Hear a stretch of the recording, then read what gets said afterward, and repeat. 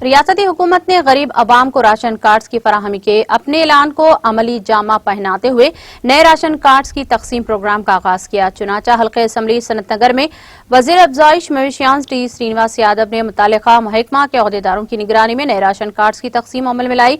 इस मौके पर खिताब करते हुए उन्होंने कहा कि नए राशन कार्ड दहिंदगान को 14 करोड़ की मसारिफ से चावल की तकसीम अमल में लाई जाएगी, जबकि नए राशन कार्ड्स दहिंदगान जिनकी रियासत में मजमू तादाद 8,65,000 है, 5,200 मैट्रिक टन इजाफी चावल तकसीम करने की जरूरत है। उन्होंने कहा कि हुकूमत ने इस मसारिफ के तहत 2,766 करोड़ की लागत आएगी।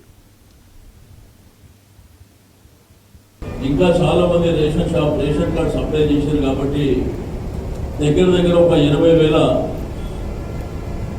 అప్లికేషన్లు వచ్చినప్పటికీ వాటికి కావాల్సినటువంటి ఆధారాలను సేకరించి మరి ఒక 56,000 చిల్లర మరి ఫైనల్ చేయడం జరిగింది।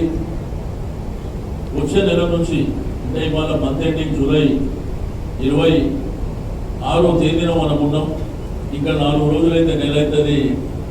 ఆగస్టు నుండి మీ అందరికీ రేషన్ ఇవ్వడం జరుగుతుందని చెప్పి నేను ఈ సందర్భంగా తెలియజేస్తా ఉన్నాను।